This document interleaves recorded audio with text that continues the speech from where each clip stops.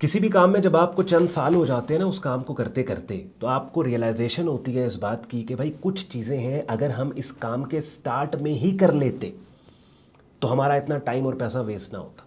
Trading markets के अंदर भी हर ट्रेडर को तकरीबन आप कहते सुनोगे कि भाई हमें काफ़ी साल ट्रेडिंग करने के बाद ये रियलाइज़ हुआ है कि सही डायरेक्शन क्या है, और फिर हमें पता लगा कि ये वो चीज़ें हैं जो शुरू में हमें करनी चाहिए थी, ये वो चीज़ें हैं जो हमें नहीं करनी चाहिए थी।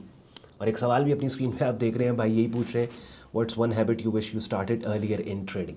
अब हरगिज़ इसका मतलब ये नहीं है कि आपको कोई बताने वाला नहीं होता, नहीं, बताता है आपको हर कोई, लेकिन किसी चीज़ की इन्फॉर्मेशन होना और किसी चीज़ की रियलाइजेशन होना दो बड़ी डिफरेंट चीज़ें। यानी मेरे से अगर आप आज पूछें कि ऑन भाई ट्रेडिंग स्टार्ट करने वाले हैं हम, क्या क्या चीज़ें हैं जो हमें करनी चाहिए, क्या क्या चीज़ें हैं जो हमें नहीं करनी चाहिए, तो मैं आपको बता दूंगा कि ये करनी है, ये छोड़नी है।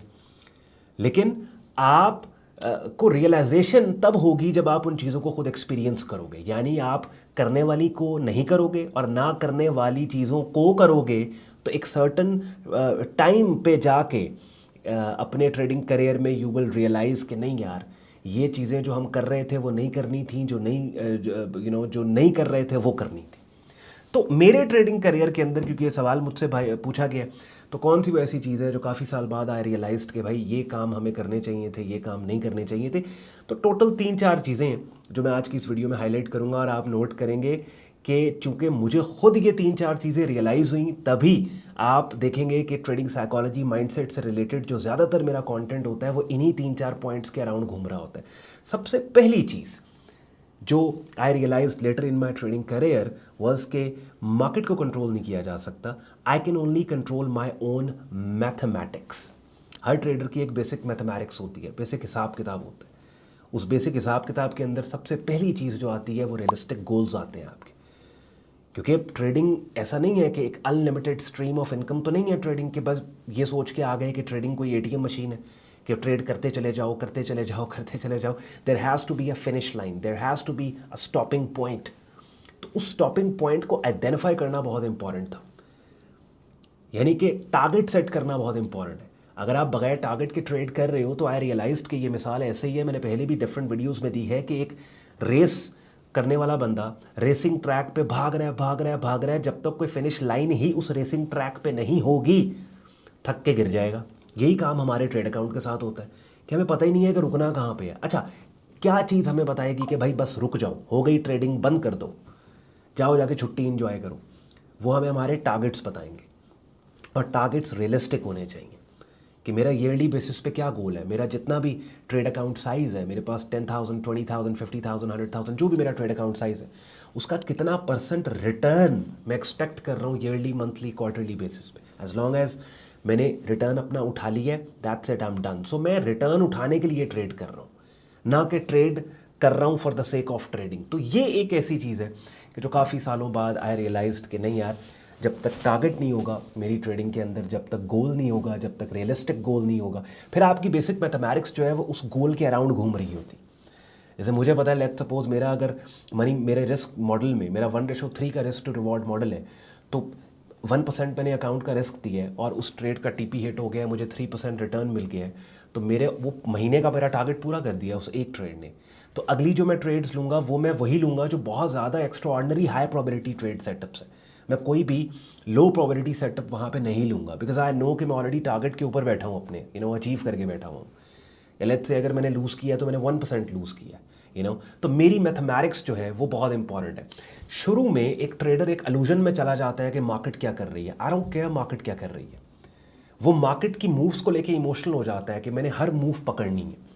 लेटर यू रियलाइज्ड कि यार मार्केट जो कर रही है करने तो उसको फर्क नहीं पड़ता, बिटकॉइन कहाँ जा रहा है, गोल्ड कहाँ जा रहा है, एज लॉन्ग एज मैंने अपनी मैथमेटिक्स के हिसाब से अपने गोल्स को मैं अचीव कर रहा हूँ, दैट्स इट, मुझे परवाह नहीं है। और ये चीज़ बहुत लेट जाके आपको रियलाइज, मैंने आपको बता दिया ना, आपको नहीं, अभी भी आप आज वीडियो देखने के बाद भी अगर आप देखोगे क्रूड ऑयल मार्केट या गोल्ड मार्केट या बिटकॉइन मार्केट में कोई ऐसी कैंडल की शक्ल जो कीमतों के किसी एक डायरेक्शन में उठने का क्लू दे रही है और कीमतें थोड़ा सा उठती आपको नजर आएंगी, बेशक आपका प्रॉफिट टारगेट इस महीने का पूरा हो गया, फिर भी आप वहाँ पर लॉट ओपन करोगे, आप वहाँ पर ट्रेड करोगे, और वो ट्रेड जब लॉस में जाएगी यूड बी लाइक ये ना लेता मैं ट्रेड, बेहतर नहीं था, मैंने तो प्रॉफिट ऑलरेडी बना के रखा हुआ था। ठीक है, तो ये क्या है कि ये सालों बाद ये बात आपको, ये चीज़ आपको रियलाइज़ होती है कि ट्रेडर जो है उसकी बेसिक मैथमेटिक्स और बेसिक मैथमेटिक्स के अंदर उसके रियलिस्टिक गोल्स, ये बहुत ज़्यादा इम्पोर्टेंट। दूसरी एक इम्पॉर्टेंट चीज़ जो अगेन जैसे मैंने कहा, जितना मर्ज़ी मैं आपको बोल दूं या कोई भी आप ट्रेडर जिसको आप आइडियलाइज करते हैं वो भी आपको आके बोल देना, तो आपको ये नहीं, आप उस पर अमल करोगे नहीं, उस पर जब तक आप खुद ये रियलाइज़ नहीं करोगे, तो you don't have to trade all the time in order to make money in the market. आपको हर वक्त मार्केट में रहने की ज़रूरत नहीं है। वही वाली बात आ गई, पहली चीज़ से लिंक्ड है। आप देखें ना, ये जितनी मैंने बातें की हैं, वो जो भाई ने सवाल पूछा था कौन सी एक हैबिट है जो आपको लगता है कि आपने अपनी ट्रेडिंग करियर में पहले से आपके अंदर वो आप करते, तो इसमें कोई चीज़ मैथडोलॉजी से रिलेटेड नहीं है। मैंने आपसे प्राइस चार्ट की बात नहीं की, मैंने ये नहीं बोला कि यार आई विश के मैं फंडामेंटल एनालिसिस को भी सीखता, आई विश मैं टेक्निकल्स को भी डिप्लॉय करता, आई विश मैं प्राइस एक्शन में, ये कोई टेक्निकल बात ही नहीं है। सब कुछ साइकोलॉजी, माइंडसेट से रिलेटेड है। क्यों? क्योंकि देखिए, ये जो प्राइस एक्शन है या फंडामेंटल एनालिसिस या टेक्निकल है, ये तो आप किसी से सीख के प्रैक्टिस करके 6 महीने 1 साल के अंदर, असल जो जंग होती है ना वो आपके माइंडसेट बिहेवियर के साथ होती है।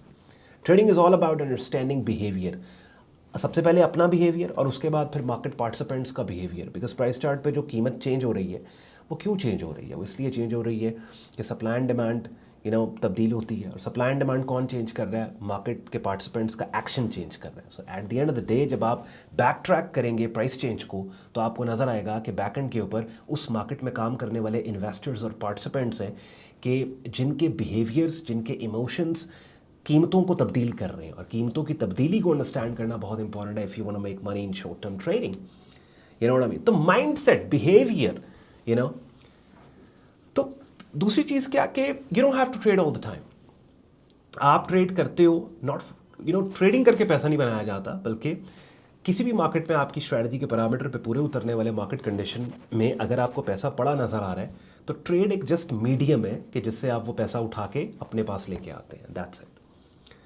डोंट थिंक कि आप ट्रेडिंग करके पैसा बनाओगे, नहीं। पैसा आपको नज़र पहले आना चाहिए मार्केट के प्राइस चार्ट पे। ट्रेड करके पैसा नहीं बनता। अगर आपको नज़र, देखे ना, आपको रोड पे नज़र आएगा तो आप गाड़ी चलाओगे ना। अब आपने अपनी मंजिल पे पहुंचना है, ठीक है, कैसे पहुंचोगे? गाड़ी पे पहुंचोगे, बिल्कुल। पैसा मार्केट से निकालना है, कैसे निकलेगा? ट्रेड करके निकलेगा, बिल्कुल। लेकिन ट्रेड तब की जाती है, गाड़ी सड़क पे तब चलती है जब नजर आ रहा हो रास्ता, रोड नजर आ रहा हो। तो मार्केट में पैसा पड़ा नजर आ रहा होगा तब ट्रेड करेंगे आप, और उसके ऊपर कन्विक्शन होगी, आप उस पैसे को लेके आएंगे। तो ये दो चीज़ें हैं, इसमें कोई ये नहीं है कि मैं कोई पूरी 10 चीज़ों की लिस्ट लेके आपके सामने आ गए होंगे, भाई ये भी है, ये भी है, ये भी है।